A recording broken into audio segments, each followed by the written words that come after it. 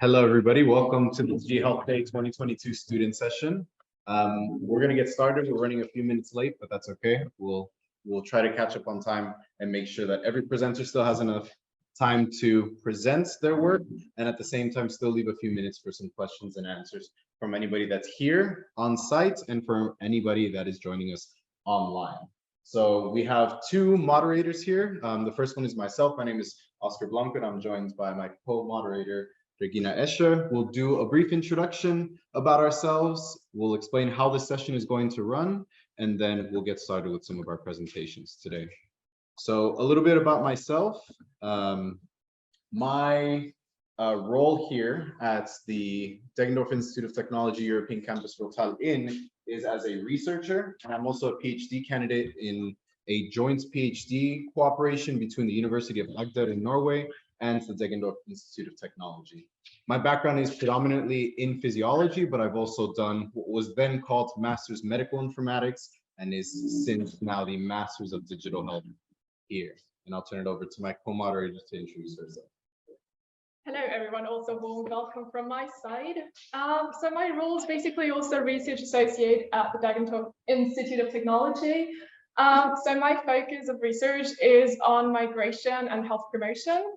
And well, my background is in physiotherapy, and as well, I have a master's in global public health. So.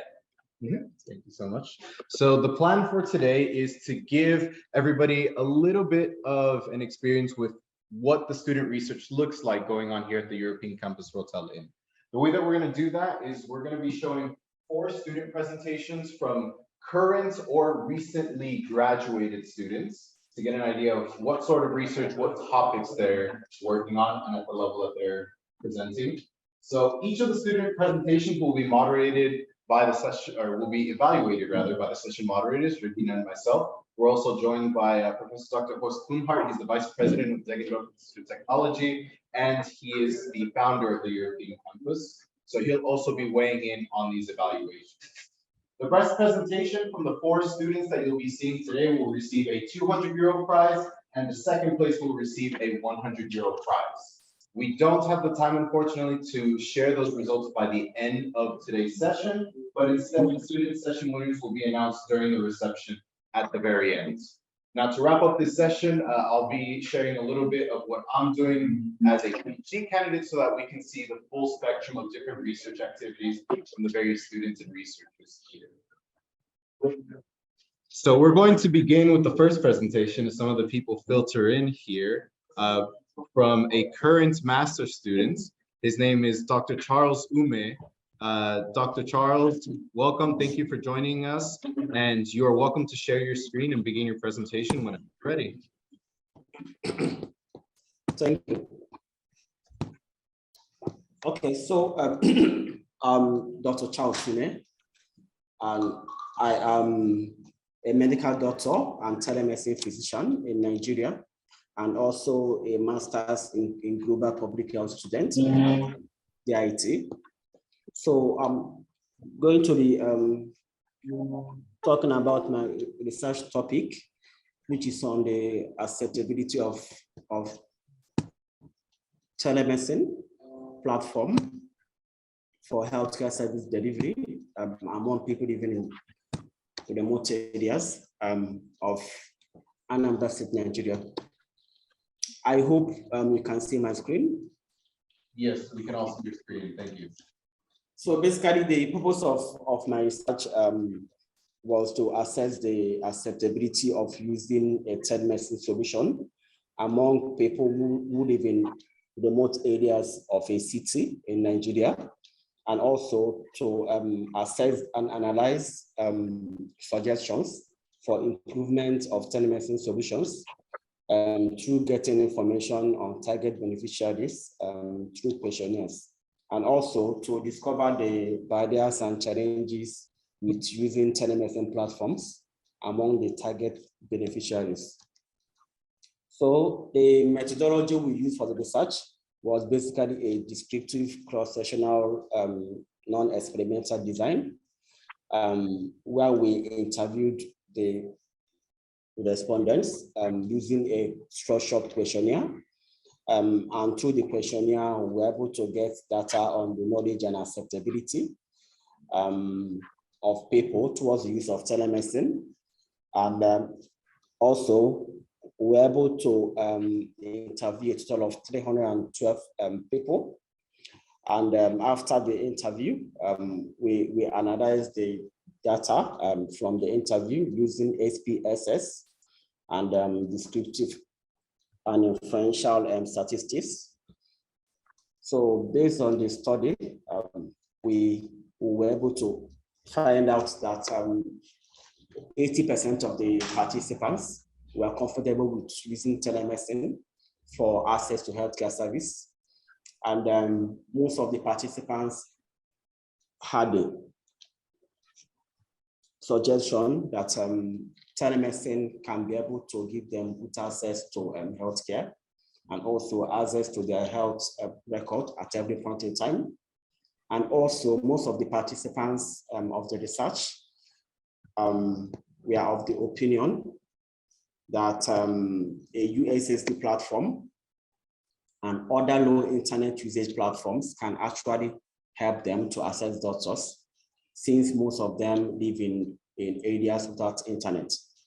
And so the commonest challenge that was identified to the use of telemedicine in Nigeria, based on the research, was poor internet connectivity.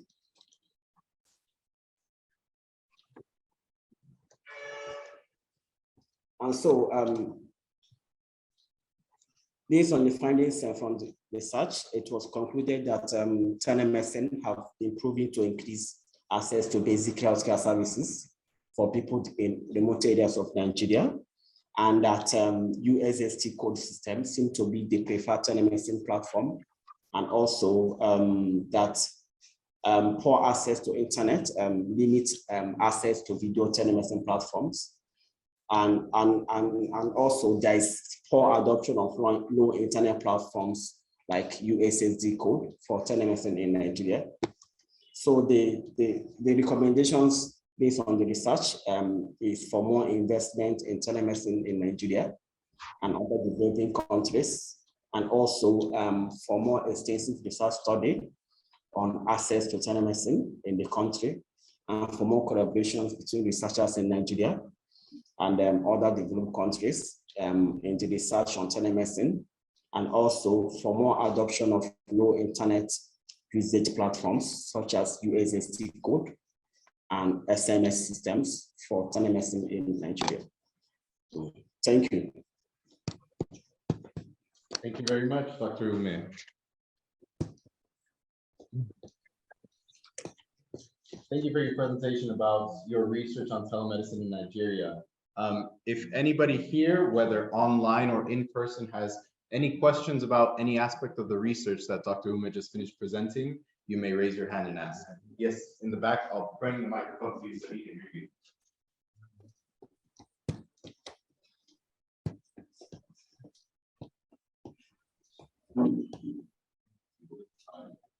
Thank you very much.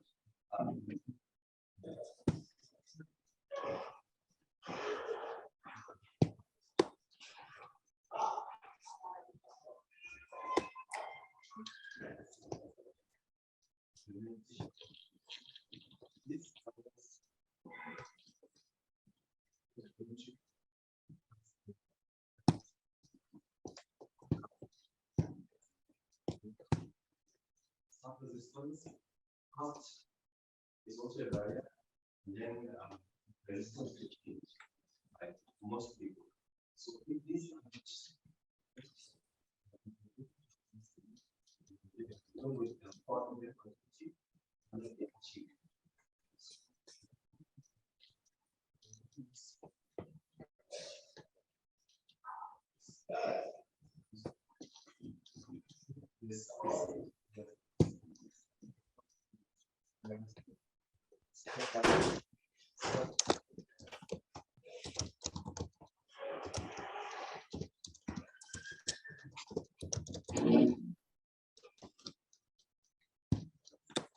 Dr. Ruby, you're welcome to respond to that question.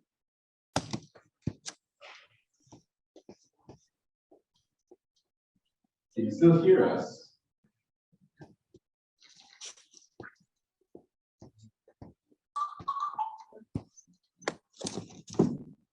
Let's see.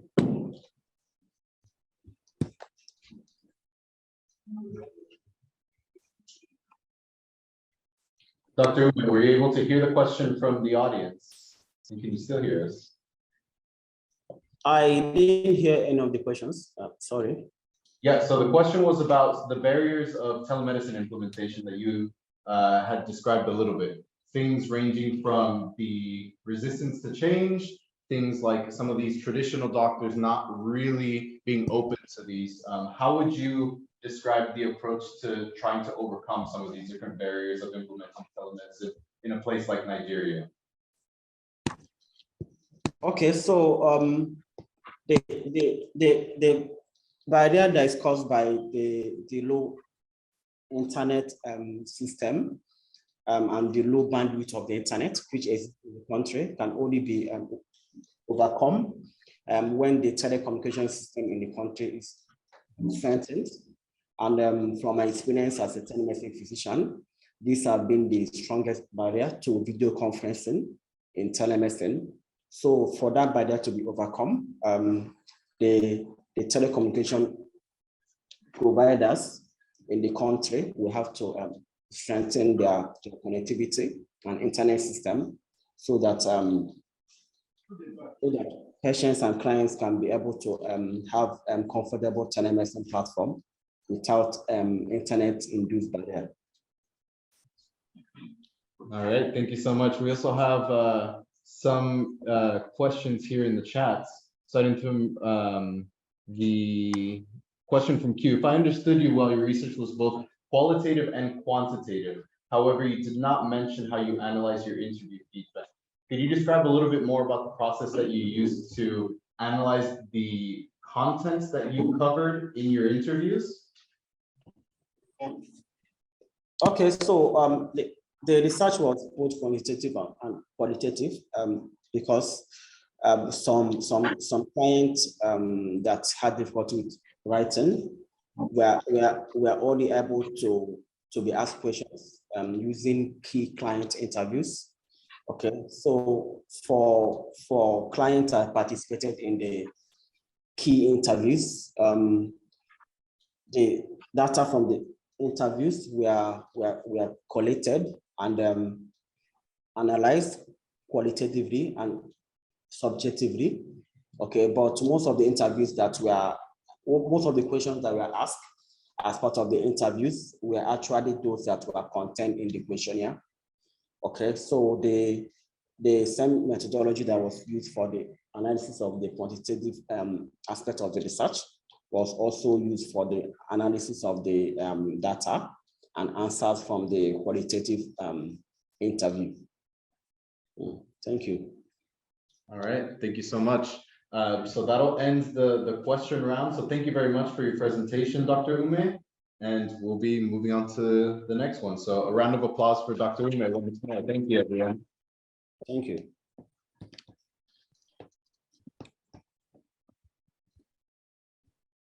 Okay. Now, I'm not seeing our second presenter. So what we'll do is move on to our third presenter. Let's see if the second one comes in.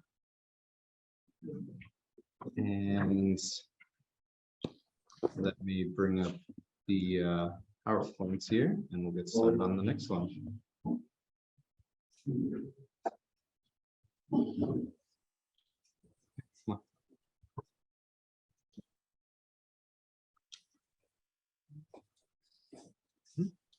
It just takes a moment to think.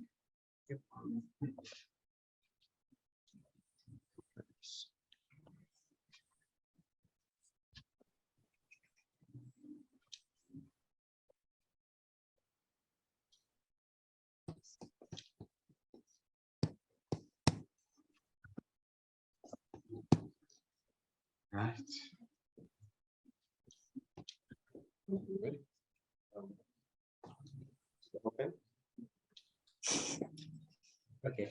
So good day, everyone. Let me just stop this sharing here.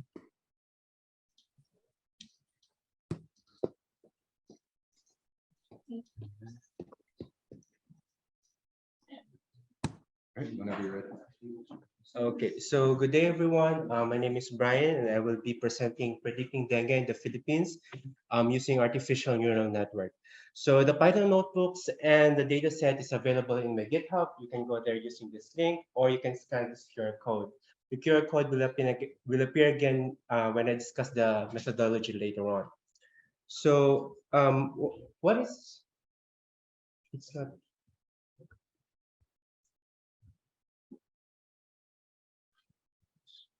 okay, so what is dengue or dengue fever? Dengue is an infectious disease caused by flavivirus transmitted by Aedes mosquito.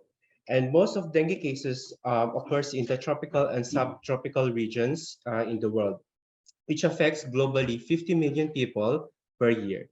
And in the Philippines, there's about 170,000 dengue cases per year. So there are two known species of mosquito. You have the Aedes albopictus and the Aedes aegypti. And as you know, dengue has no cure. You only have supportive treatment or palliative treatment.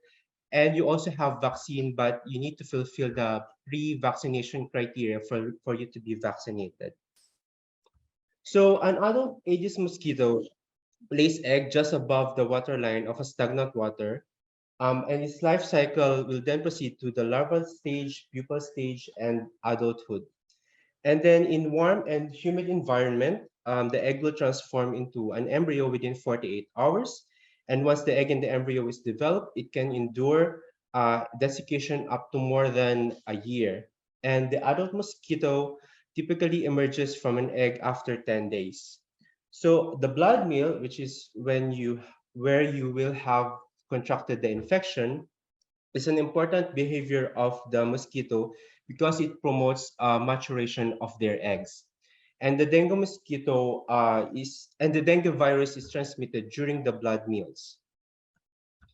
So there are different meteorological factors that influence the life cycle of an Aedes mosquito, such as temperature, rainfall, and the humidity, as well as other geological and anthropological factors. So for geological, you have the height from the sea level, and for anthropological, you have the population density, such as the urban areas versus the rural areas, and their access to healthcare. So why is there a need for prediction? So we have the thing called climate change, which has an impact in the mosquito life cycle and therefore the occurrence of dengue.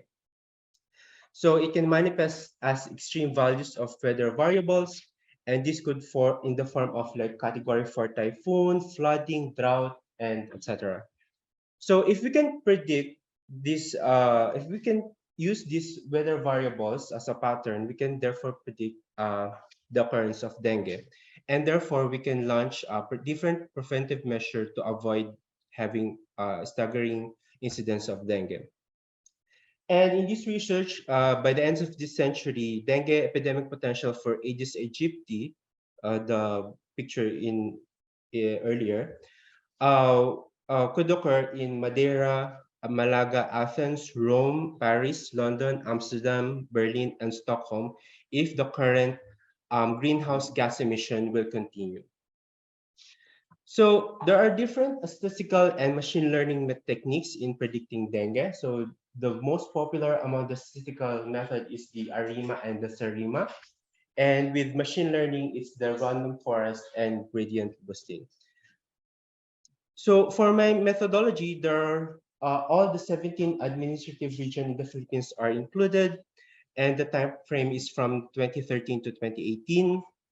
The dengue data was collected from the Department of Health of the Philippines, and the meteorological data was collected from the Philippine Atmospheric, Geophysical, and Astronomical Services Administration. So the data is kind of messy, it's dirty, and so I did the data wrangling. So the missing meteorological data were replaced by average value from the weather stations of the same region of different year, but of the same week. And then the dengue data were reported on a weekly basis from each region were summarized into a monthly value. So here it is. The weekly dengue tally was summed up to a month value, and then the meteorological values were averaged out from weather stations to reflect the one value for the regional. So these are, yeah. So this is how the data set looks like. So we have the input layer, which is the humidity, rainfall, and temperature, and we have the output layer, which is the dengue count. So you can get the link from the QR code. And then we divide our data set into training set and test set. So the training set is composed of the from 2013 to 2017, and the test set is from 2018.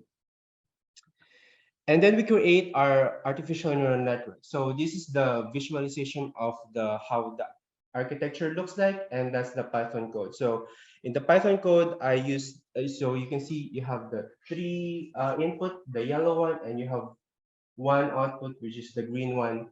And in the Python code, you have the rectified linear unit, which is the ReLU, as the method to as an activation function, and as optimizer you have the adaptive moment, which is the add-on. And for the loss, I used the mean squared logarithmic error.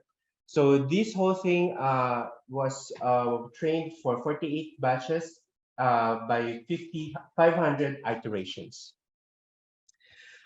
Descriptive statistics reveals that this table, so so ARMM has the lowest average dengue, and region 4A has the highest.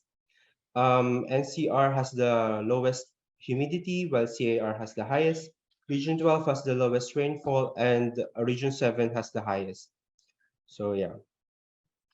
Now here is the mean squared logarithmic error. So region 9 has the lowest MSLE score of 0.006, and while region 2 has the highest of 0.0376. However, all of them scored lower than 0.04. So in here, these are the regions or the models wherein it has good predictions of dengue. So as you can see, the predicted value is the blue one. So it really goes to the shape of the actual data, and they conform pretty much with the actual data. And then here is the model and the regions wherein it kind of didn't make sense to use the artificial neural network because it doesn't fit well to the actual data. So there's the region 12 really has a very bizarre shape, and the rest has bizarre shape. So in conclusion, the application of artificial neural network in predicting dengue is feasible. However, it requires good quality data, and models should be optimized. And then a better neural network architecture should be tweaked, such as the number of neurons, number of hidden layers, additional inputs such as sunlight, flood, typhoon occurrence, height from sea level, weather satellite data, and street address of patient. And then, of course, we need to focus on the city or municipal level of dengue incidence and weather data on weekly time frame. So thank you for listening. If you want to reach out, these are my profile handling.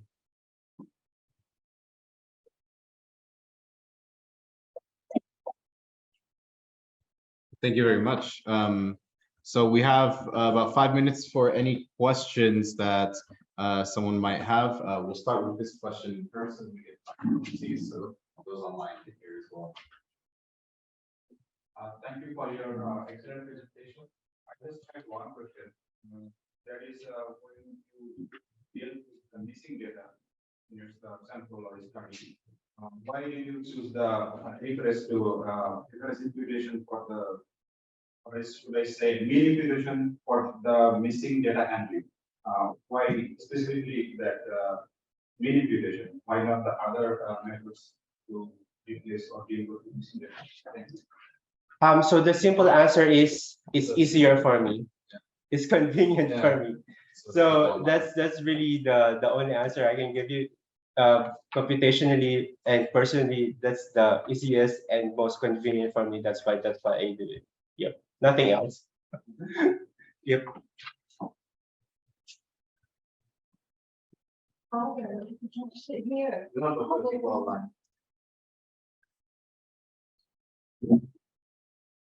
Thank you, Brian, for that amazing presentation. So I just have like one question. First is, you mentioned that there are some pre-vaccination criteria for those that want to get vaccinated against dengue fever. I would like to know what these criteria are. And again, since we all understand that there is currently no cure, how can we raise awareness for people to actually get vaccinated? Because we could all agree that prevention is better than cure. So in these regions where like it's more prominent, how can we raise awareness to the governmental level to get like majority of the population?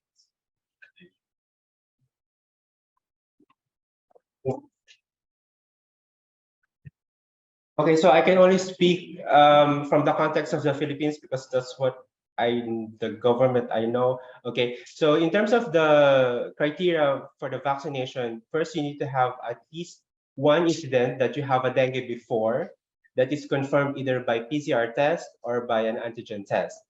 And then second one is you should be like less than 16 years old. If you're more than that, you should have some comorbidities or you're experiencing some other diseases. That's why you need the protection from the vaccine.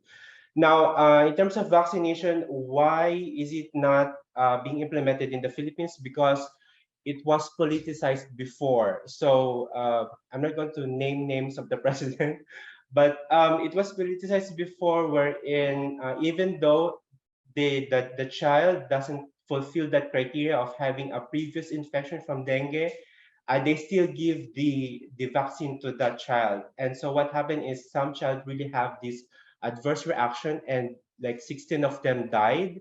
And it was a whole scenario of political, things that happened in the Department of Health. So that's why it was moved out from the market. And I think the only country in the Southeast Asia that's implementing this vaccine is Indonesia, Thailand, and Singapore.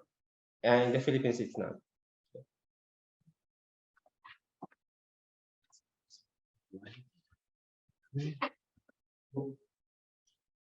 All right. Oh, it's a little late. No, it's okay. The whole thing is recorded, so we'll make that available at the end for everybody. All right, we can take one final question. Otherwise, we'll move on to the next presenter.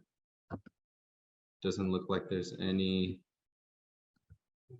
follow-up questions. All right, one more round of applause. Thank you very much, Ryan.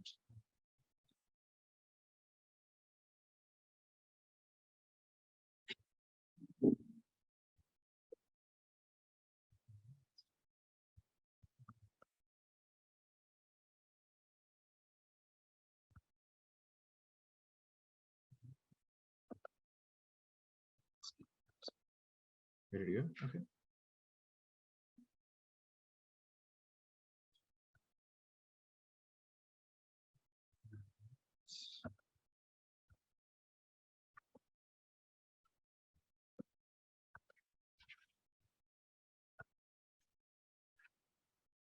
All right, whenever you're ready. A little bit. Yep.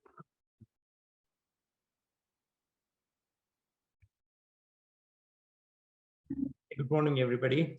And if there are online participants, good afternoon, good evening, wherever you are joining from.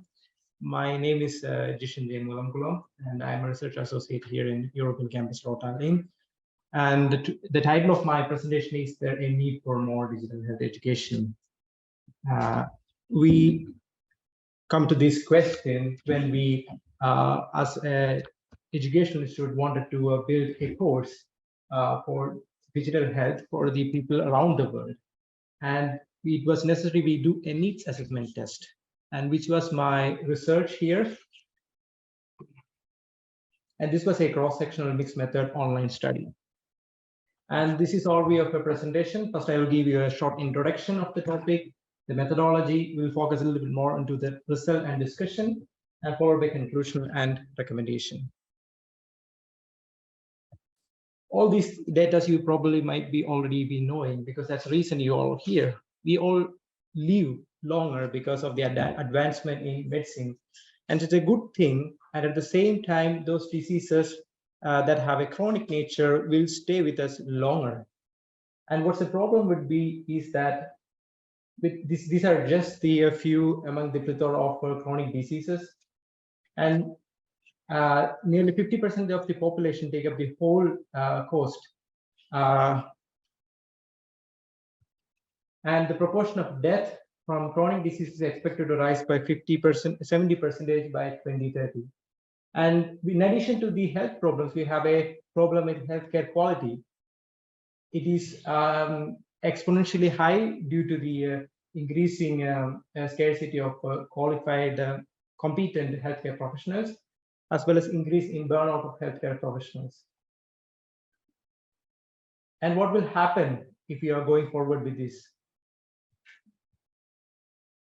As you see that the care for cancer, diabetes, mental health, and heart disease, respiratory disease alone could rise up to 47 trillion according to the World Economic Forum. If there is an unprecedented situation like the COVID, it is going to cripple most of the healthcare systems. And how we go forward, and digital health is the key and bridge. Why? Because the landscape, even for a primary care, is changing because of the shifting in demography. And to attain health, universal health goal, it is necessary that we have to utilize digital health tools. And McKinsey found out that utilization of digital health tools now would be able to save at least 1.5 trillion to 3 trillion by 2030. Despite this advantage, the adoption has been slow in many countries, and one of the major factor is that poor digital health literacy. There already exist continuing professional education certificate courses or elective models, but we also need standalone courses. And this was the motivation for this research. And the goal of the research was to conduct an assessment study for the development and piloting of an innovative interdisciplinary virtual digital module called Global Digital Health. And this project is an initiative of the European campus Rottal-Inn, Deggendorf Institute of Technology, to advance education in digital health globally. And the primary objectives were to evaluate current knowledge, attitude, and practice in digital health, assess existing digital health educational curriculum, assess the need for a standalone digital health course, evaluate current learning practices among healthcare as well as IT professionals involved in digital health. And coming to the literature review, I'm not going to go into details, but give an outline how it was done.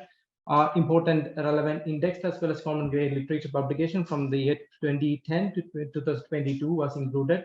Those topics related to competency in digital health, education in digital health, and best practices in distance education was included in the study. And EndNote 20 was the citation manager of choice. KP questionnaire was KP was the methodology used for this study because of its many desirable factors. It's easier to design and it's easy to interpret the result. And there is the possibility of extrapolation of small sample data to a larger population, as well as cross-country or cross-cultural adaptability. This was a mixed method online survey, and we'll just take a look at the survey structure itself. And the survey, this was the general survey structure, cover letter followed by GDPR, we are in Europe, demographics, knowledge, attitude, practice section, a section on digital health education, and section for needs assessment of digital health education per se, and online learning practices and online learning methodology. And this is an overview of how the number of questions, and most of these questions were mostly Likert scale or Likert item questions, and there was a possibility for free text for additional responses, and there was one qualitative question that was optional. And the validity of the survey instrument was the content and face validity and reliability was done using expert and peer reviews. And these are the scales used in this questionnaire. And the internal consistency it was assessed using Cronbach's alpha. And as you see, the figure was from 0.722 to 0.937. And there were from 6 to 25 items in each scale.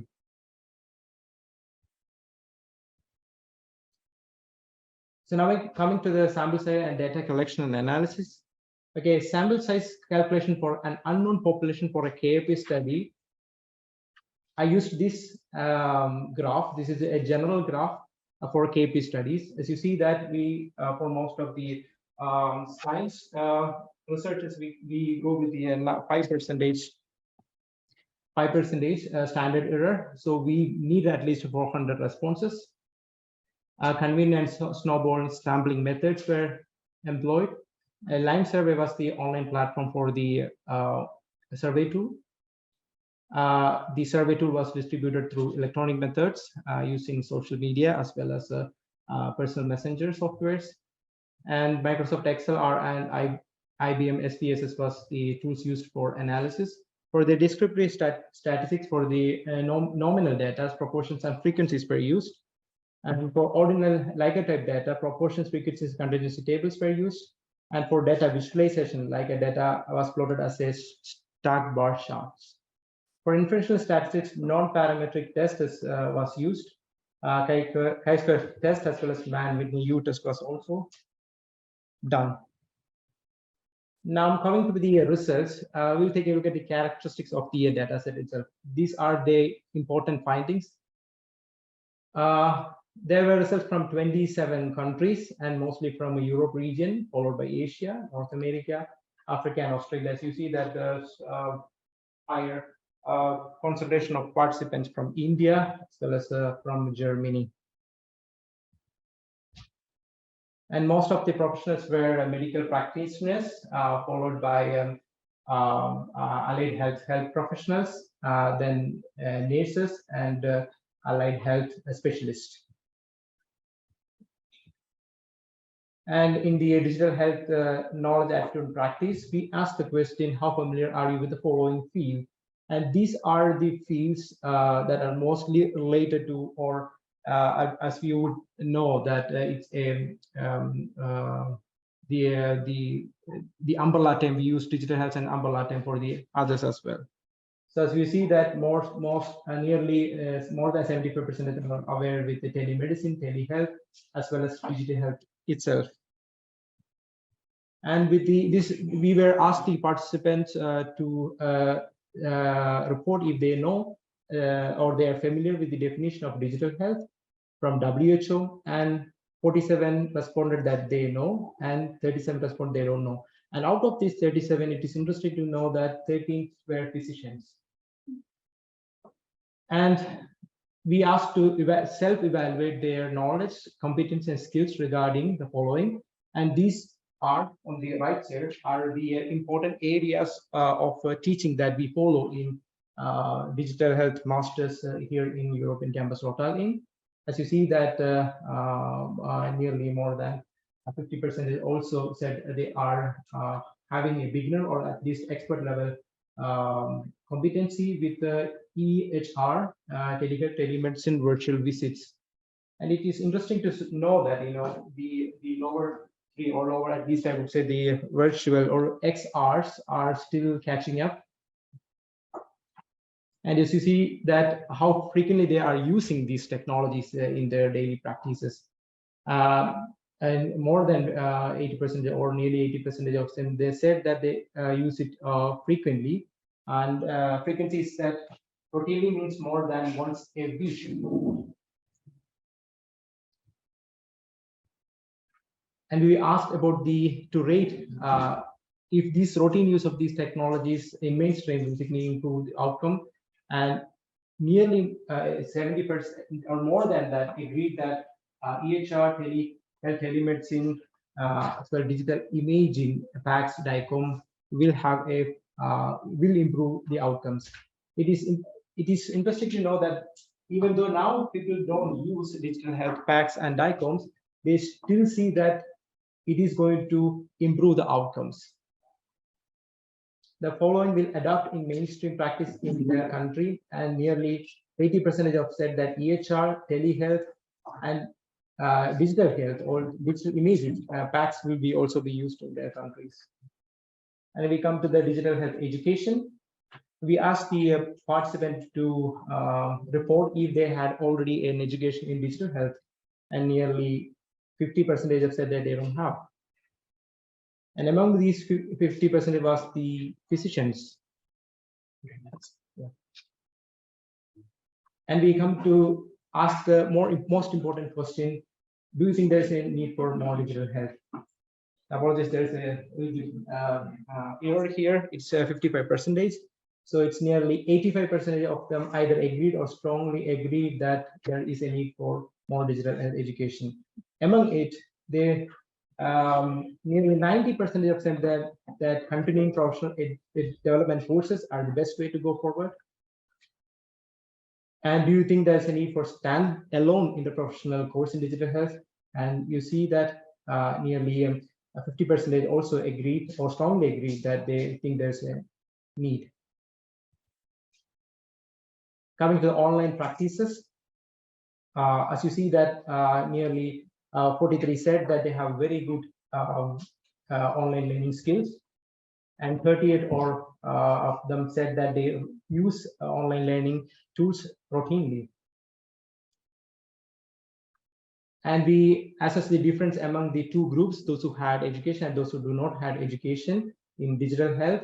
And we see that the scores, these are the scores for the individual Likert set combined together. There is a statistically significant difference among these two groups.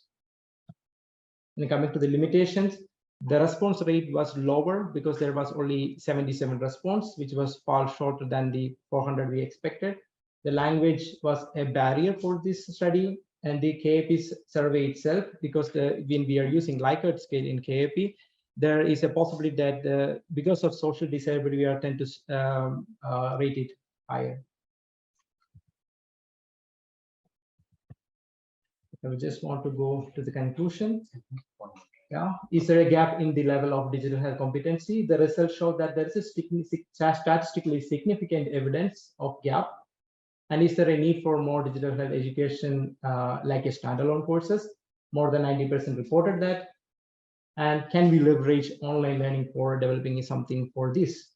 Of course, more than 90% have accepted or a higher level of online learning skills, and we can say that we can adapt that.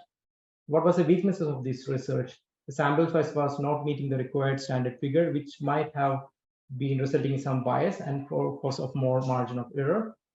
And the higher score in self-reported scales, which might cause some invalid knowledge. This is the how we go forward from here, from European campus Rottal-Inn. We are going to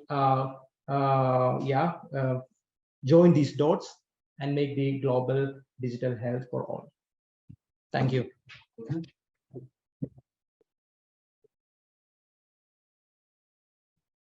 All right. Are there any questions before? Yes.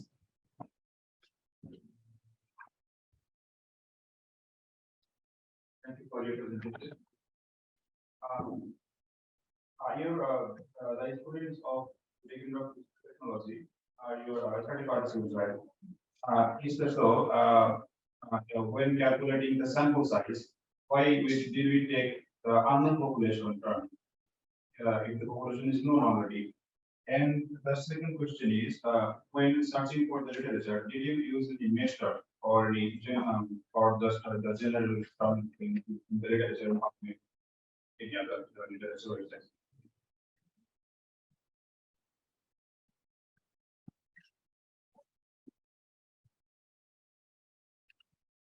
I would answer the first question. Also, you asked about the sample size calculation, why we went with the unknown population. Honestly, I'm not an epidemiologist, so I was not well aware with how we go forward with sample calculation. We always get it sometimes wrong or sometimes right. This sample size calculation was done because of a previous study conducted by one of my colleagues. He followed the same pattern, so I was taking from his follows in his footstep that I calculated that. So he was the one defended in last semester with the same topic. So that was the major idea. And also for why this type of calculation, it was a KAP study. And for a KAP study, we have, like I showed, for a KAP study, this graph, this is generally acceptable one. If you go for ResearchGate, this was posted multiple times by myself.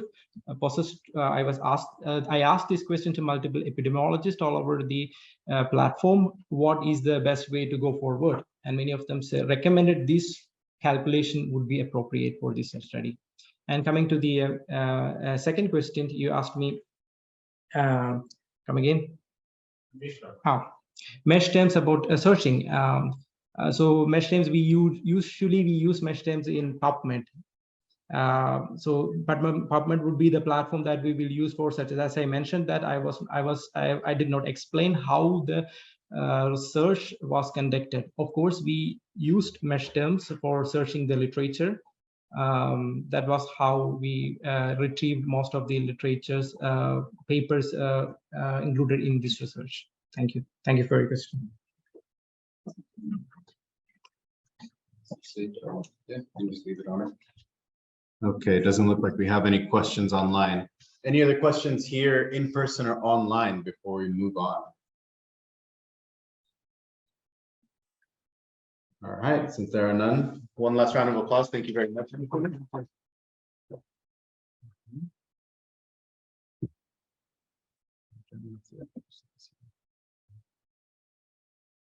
All right, and to see if maybe it's a different username online. Dr. Michael Watts, are you with us here online? If you are, let us know.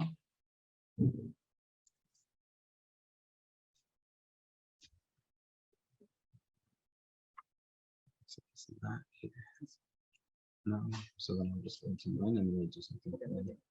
Sure, if you want. All right, so in that case, we're just gonna move forward. So you have seen 3 excellent presentations from master students at this campus. And so Oscar will wrap up with a final presentation on what is done or which type of research is done on a PhD level. And I think you can share your presentation. Yeah. Let's see if it works.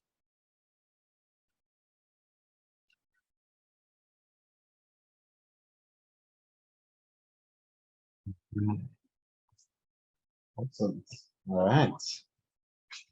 So thank you very much, everyone. So to get started, I just want to introduce a gentleman over here. So it'll just be a little bit of participation to get started. This is David Gohin. He's a Canadian man in his 60s, and he recently injured his knee to the point where he couldn't walk. So for those that are here in person, I'd like 1 or 2 people to share. What do you think that David should do? Where he hurt his knee, he doesn't feel like he can walk. What do you think he should do from here on out? Anybody? No guesses. Professor Kumpat, what do you think that David should do? I think he should inform himself on the internet, on maybe national health portals, or he could ask his physiotherapist. That would be a good choice. And yeah, if he make up his mind how the next procedures could be, the next step could be directly to doctor. Great. Thank you so much. So there's a couple of different ways that he can go about based off of Professor Kumpat's suggestion. Could look for some health information online, could go to a trusted healthcare professional, ask them for feedback. In this specific case, he did reach out to a healthcare professional, and it turns out that he does need what's called a knee replacement surgery because he has a condition that's called osteoarthritis that was made worse by the knee injury. So he did need to get surgery and then receive some physiotherapy treatment afterwards. Now I have one more follow-up question, which is we have the same situation. We still have David, he's still a Canadian man, he's still in his 60s. His knee is injured to the point where he couldn't walk, except this time he's living in Colombia. He doesn't know Spanish. He took it in high school 40 years ago and can't remember it anymore. So somebody that is not Professor Kunhart here, in the same kind of situation, what do you think David should do? Anyone? This is not a test, I promise. It's actually a test for me. This is my research. Yeah? You still can make a neuroprosthetic surgery in Colombia and it is the 12 minutes function. So the process is exactly the same. Yeah. All right, thank you. So the process is exactly the same. And if this was a test, you'd be correct. Ultimately, the outcome and the treatment doesn't stay the same. What's interesting though is that when we break down this process, and both of you kind of mentioned that a little bit, the first step was to find and understand some kind of health information. What's happening to my knee? Maybe looking online, maybe reaching to a healthcare professional or some other way. Once they understand what's happening, see, okay, what are my treatment options? What can David do, or what can the healthcare provider tell him to do? And at the very end, make some kind of decision. Do I want to go through with this surgery, yes or no? We live in a world of patient empowerment, so even when we have physicians that say, yes, I really think you should do this, ultimately it's up to the patient. That's at the center of healthcare. So my research is the role of digital health literacy for accessing health in what I'm calling vulnerable people. Vulnerable people, in this case, I'm focusing specifically on migrants. So many of the students here at the European campus Rottal-Inn, they are migrants, according to the definition within the EU, which is someone that moves with the intention of living within any of the EU member states for at least 12 months. So it's important to understand a little bit about migrants. This may not come as a surprise that they're often undervalued and undersupported in this context. And it's important to recognize that because migrants actually help maintain Europe's population. When you remove the migrant population, the EU's overall population drops by about 500,000 or so every single year. And that's important because a lot of the social schemes that work in Europe are based off of the expectation that there is a young working population that can sustain people as they grow older. Migrants also disproportionately work as what are called essential workers, often in service or agricultural sectors, and they form the majority of seasonal workers that are not represented by the majority population of any of these countries. Within the context of COVID, it's important to recognize that migrants do face worse outcomes, even when the health dissemination methods and the treatments are exactly the same. They also tend to use more emergency services during non-standard working hours and in case of uncertainty. They also consistently report high barriers to accessing healthcare services. I'm going to go into this in a little bit more detail. And finally, there's something that's called the healthy immigrant effect. And the healthy immigrant effect is also known as the healthy immigrant paradox, where most immigrants or most migrants that come to another country, particularly industrialized countries, they're actually healthier than the majority population for many years. However, in the long term, that trend dips, so that when they grow old, when they start to get to the point where they're leaving the workforce and retiring, they have a high risk for non-communicable diseases, and they tend to have shorter lifespans compared to those migrant populations. So it's an interesting paradox there. When we talk about barriers, the most commonly reported barrier is language barrier, as some students can probably spend hours and hours talking about here. Also understanding what services they are legally entitled to under the various different healthcare systems that you can find across different countries in Europe and around the world. And they report that they don't really know so much about what actual healthcare services are available. Even if you're legally entitled to them, maybe you don't even know what is available. Do you know that you can get a knee replacement surgery in the case of David? And you have something that's called a different understanding of health and illness. For those that are enrolled in the health informatics or digital health study courses, there is dedicated parts to discuss what the theory or what the model is of health. It's not just, are you sick, are you not sick? It's very multidimensional, and migrants tend to have a much different understanding compared to those that are part of the majority population. Going back to COVID-19, risk perceptions, infection rates, hospitalization rates, and mortality rates, even when you looked at the same health dissemination methods, the same tools that were used to communicate with the population at large, the same way that media was used, the same treatment and prevention options were available, migrants still faced worse outcomes compared to the majority population. So what's interesting is that most of these more commonly reported barriers fall under what is called the health literacy model of health behavior. And the health behavior model, according to health literacy, breaks down any health behavior into 4 steps: finding health information, understanding health information, assessing health information, and applying health information. It's exactly what David would have needed to do. Now, the interesting thing is when the overall process might be the same, the difficulty or the time spent in each step might be different. So if you don't know the language of a country that you're living in, you might be able to easily find health information or maybe not, but understanding could be very challenging. And that's just on the language barrier. You can apply this model to all of these other challenges. Ooh, it's having a small heart attack, I think. So when we talk about this health behavior model from health literacy, it's important to take into account what does everyone's daily life look like. And you can usually break this down into what are called ADLs, activities of daily living. Things like, when do you eat?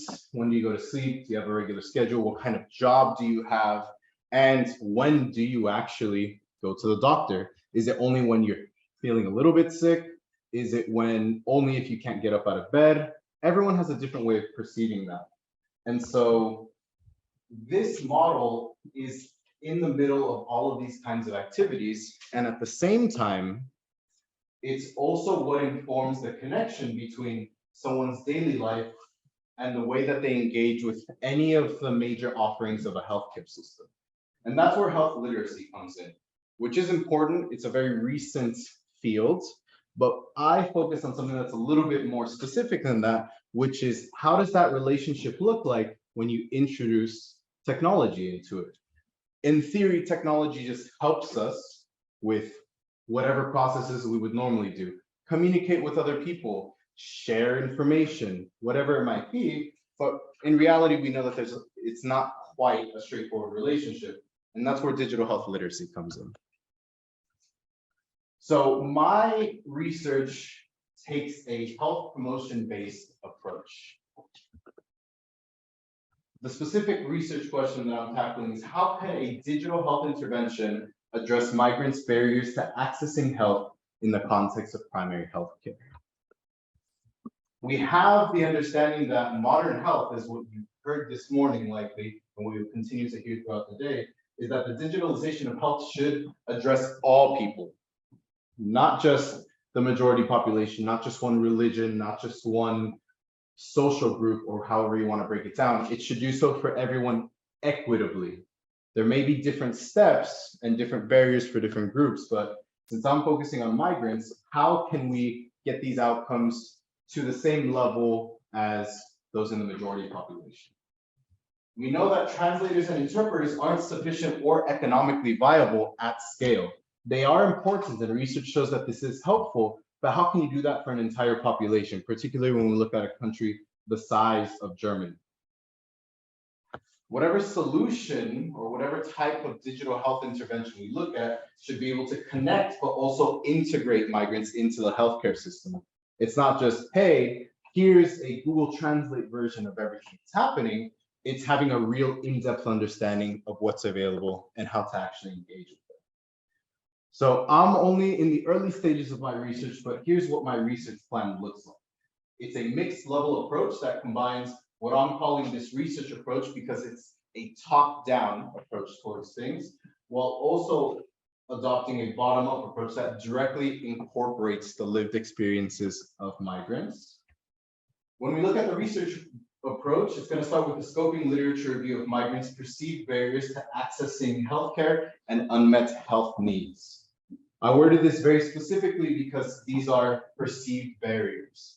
Oftentimes we'll read things in textbooks or hear things in classrooms that's, well, here's how it is, but your experience might be completely different, or your perspective on things is not only valid, but it is incorporated. It's about people, not just making a system seem like it works. For the other side, this kind of experiential approach, that's where structured interviews and focused feedback will come in to help inform this type of solution, because the most effective solutions actually engage the people that they're targeting. Whatever digital health solution comes out of that needs to structure feedback using the principles of digital health literacy. Digital literacy, which is the way that people take information about digital tools. Do they know how to do this?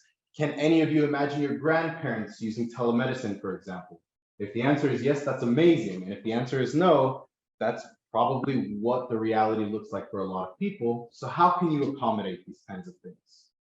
The goal is to improve migrants' access to health promotion services and reduce their risk for non-communicable diseases, because this is where you see the highest burden of disease across populations in the long term. So I have the fortune that I am a PhD candidate. I've only gotten accepted officially about a week ago, even though I've been working on this for a year. It's not entirely uncommon for PhD candidates. But this is the research plan. I'm presenting this in front of my supervisors in Norway in about 2.5 weeks. So this is what research looks like at the beginning. All the other presentations that we've seen earlier today, these are examples of graduate students that have not only started, but have finished their research. So this is an idea of what it looks like should anybody be interested in pursuing research or even just looking into a PhD. This is what the first few steps look like for anyone that's interested in pursuing that further. I've got my references here. Thank you for your attention, everybody. Good on time. All right, thank you. Do you have any questions to Oscar? Is there anyone actually?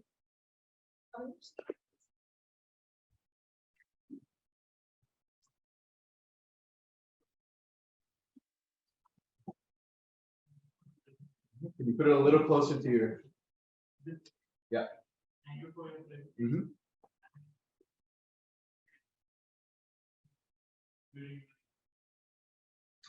So, yeah, that's a good question.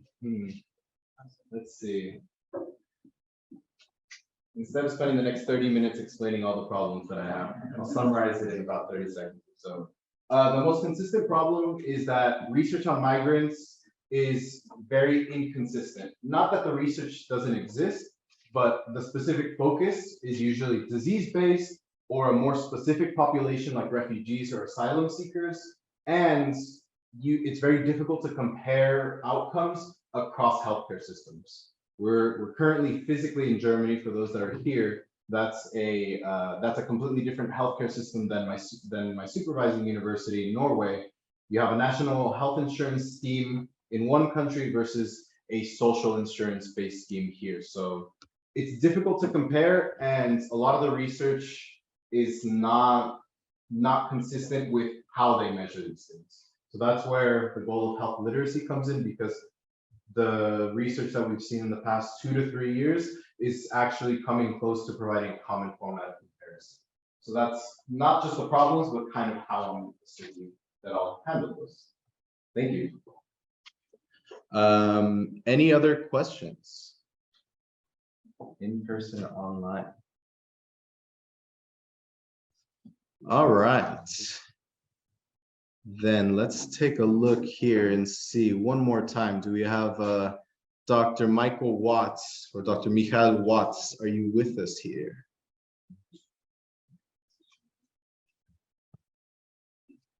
Okay, since you're not. Oh, yes, there's a hand up. Yes. Now I don't have to walk.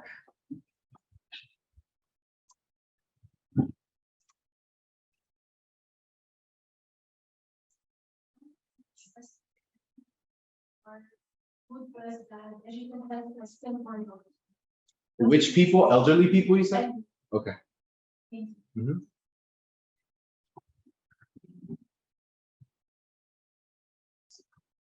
So the question was, how can we assess whether elderly people are doing digital health or not? This would fall under the digital literacy components of my field of research. With digital literacy, there's a few, they're called scales. And these scales are validated questionnaires. So very similar to what Jishan was mentioning. So his approach was KAP, if I remember correctly. KAP, right?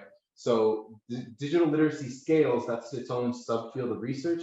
And these are structured questionnaires that have already been validated in previous research projects that have some evidence to support that they are effective in measuring how well someone uses technology.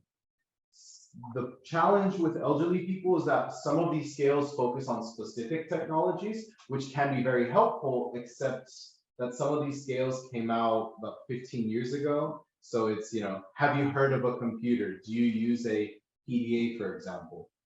Around the world, that's still relevant, but as was mentioned earlier, technology far outpaces research and policy. So some of these are a little bit old. The ones that don't focus on technology specifically, those are a little bit more general, so it's a little bit harder to get more. But you have these digital literacy scales that you can use to measure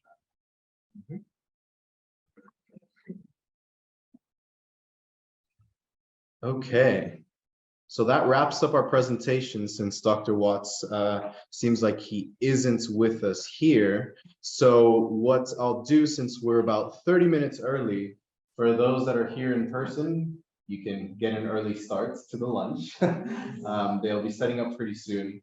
I'll be hanging around. So for anybody here in person or online that has any questions about what it's like to do research or wants to get feedback, you can ask myself or any Jishin. Will you hang around here? Yeah.